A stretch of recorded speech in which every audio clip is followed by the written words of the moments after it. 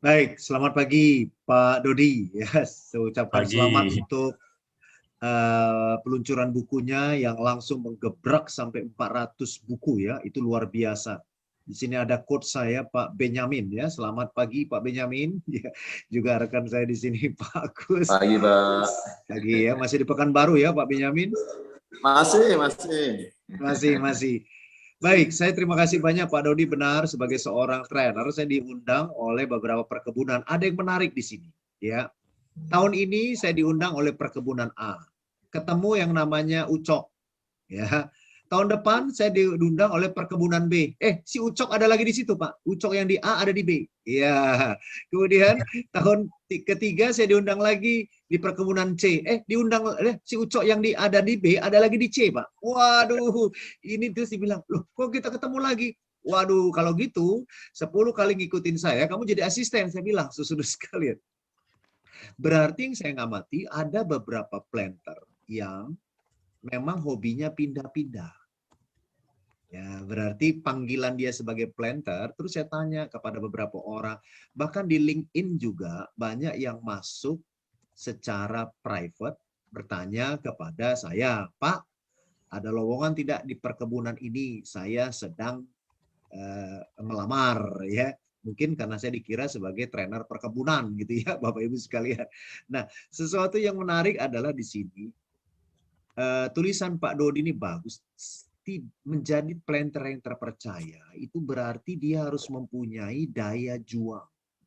Dia harus siap survival.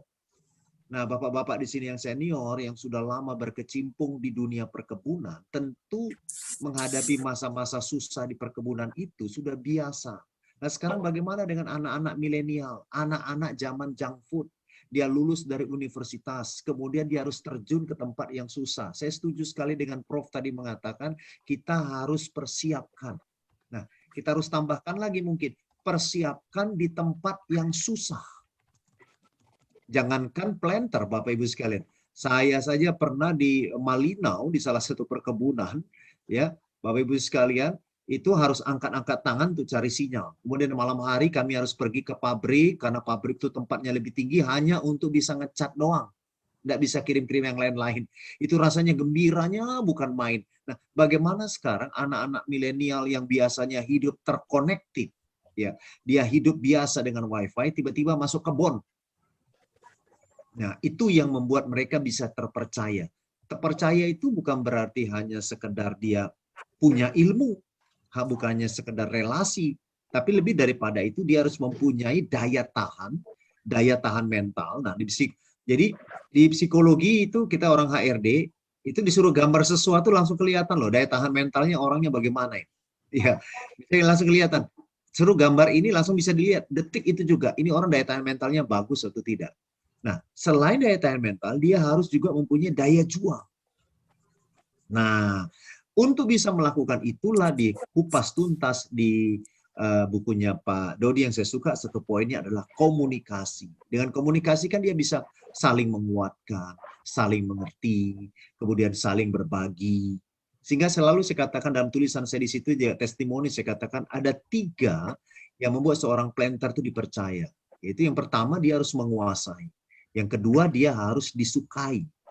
Dia menguasai, dia harus disukai. Kemudian dia harus bisa diandalkan. Nah, saya teringat ini, selalu saya sampaikan di perkebunan, Bapak Ibu sekalian, bahwa teh celup itu akan keluar getahnya justru di air panas. Seorang planter tidak akan keluar getah dan keilmuannya kalau perkebunannya enak-enak saja, landai-landai saja, semuanya baik-baik. Justru planter itu keluar ilmunya, keluar keterampilannya pada waktu dia menghadapi kesusahan. Seperti yang Pak Dodi katakan di dalam buku, bagaimana dia berurusan dengan instansi, penduduk setempat, keterbatasan fasilitas, kemudian belum lagi urusan keluarga, belum lagi urusan binatang-binatang buas, justru di situ keluar ilmunya, keluar skillnya. Nah, disitulah baru kita bicara masalah jam terbang.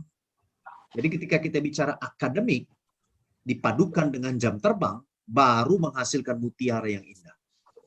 Yang kedua, ingin inspirasikan bahwa ginseng terbaik hanya dihasilkan di tanah yang paling tandus. Jadi gingseng itu makin mahal bukan karena ada kebun gingseng. Justru di gunung-gunung sana yang tandus di gunung-gunung sana itulah yang membuat gingseng itu bernilai tinggi. Nah, kita lihat planter itu juga bisa bernilai tinggi bukan karena semuanya serba nyaman, serba tandus, Pak. Mau replanting susah, kemudian bagaimana membujuk, belum lagi kita bicara dengan plasma. Waduh, itu repotnya bukan main. Tapi disitulah terlatih. Saya banyak bertemu dengan senior-senior kita yang dulunya planter dan sekarang mempunyai tanda kutip, Pak, nilai jual yang tinggi. Sebut satu nama, semua orang perkebunan tahu nama itu. Ya, sebut satu nama, semua. Jadi dia ini seperti pemain bola. Ya, diambil sana, diambil sini, diambil sana. Wah, nilainya tinggi. Tetapi setelah kita pelajari, ngobrol saya dengan beliau, Bapak Ibu sekalian, sampai tengah malam. Ternyata dia dibesarkan bukan karena IPK. Dia dibesarkan bukan karena keilmuan. Dia dibesarkan nilai hidup dia sebagai planter karena dia menghadapi masalah yang besar. Inilah yang membuat dia menjadi terpercaya. Nah, dari situ saya bisa melihat Bapak Ibu, teman-teman sekalian. Nah, maka planter itu siapapun bisa menjadi planter setelah mencoba. Itu dia. Bahkan saya ketemu dengan seorang planter yang paling takut dengan ular.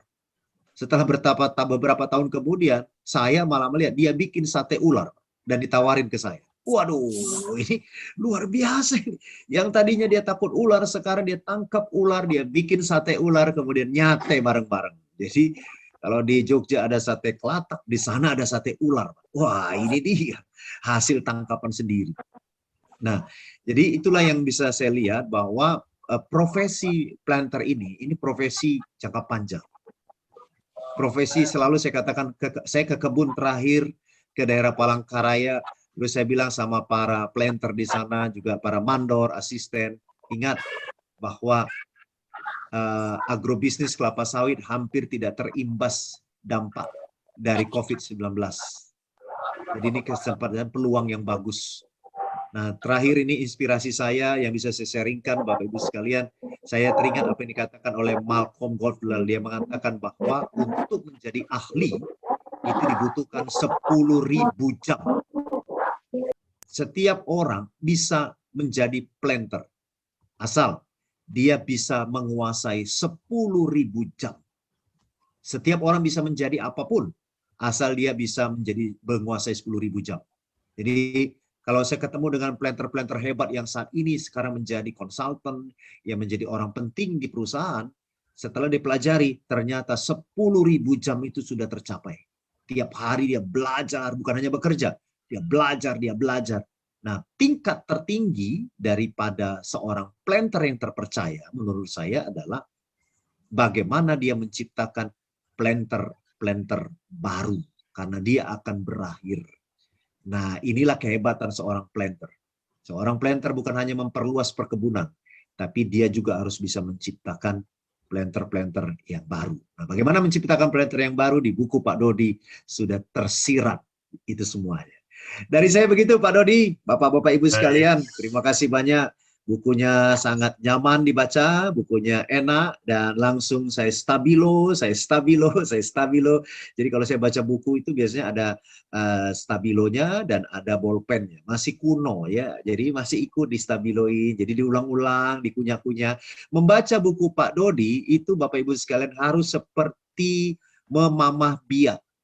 Sudah ditelan, dikunyah-kunyah lagi. Nah, baru kita bisa dapat intisari daripada menjadi planter terpercaya. Hatur nuhun Pak Dodi, terima kasih banyak. Terima kasih Bapak Ibu. Terima kasih sekali Pak Marlin. Ini beliau juga selalu menyemangati saya juga, dan beliau tuh banyak buku-buku yang sudah dihasilkan, dan itu juga salah satu semangat juga untuk kemudian, wah saya juga sepertinya harus menuliskan buku, menuliskan kisah-kisah planter yang memang tadi menurut Pak Pur juga planter itu memang profesi yang luar biasa.